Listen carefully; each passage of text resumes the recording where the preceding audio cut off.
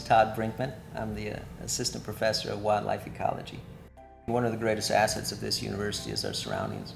And we have wildlife, we have wildlands, we have public land that is different than any other place. So when you come up here, you're going to have exposure to things that you absolutely would not at other universities. Anytime you do research in remote Alaska, it's always an adventure. If you think you have total control, you're lying to yourself. I mean, the environment can throw something at you at any time and it can completely change your research plans.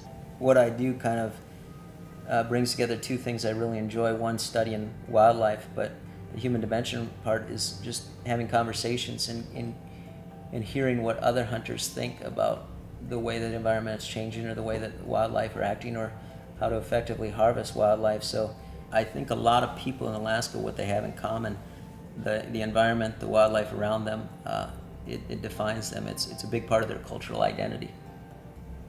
What we're doing more and more of is like citizen science, community-based monitoring, where the people I'm working with are more like collaborators than research subjects.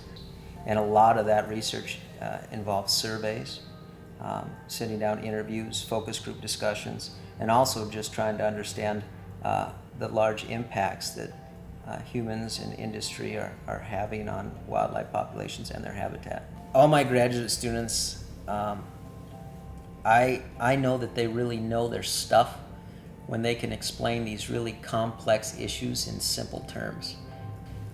I think every scientist, every graduate student needs to be able to communicate with a diversity of audiences.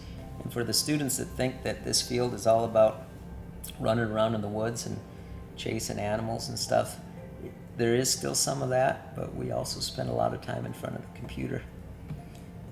If you want to be happy, you just try to find the balance between both of them.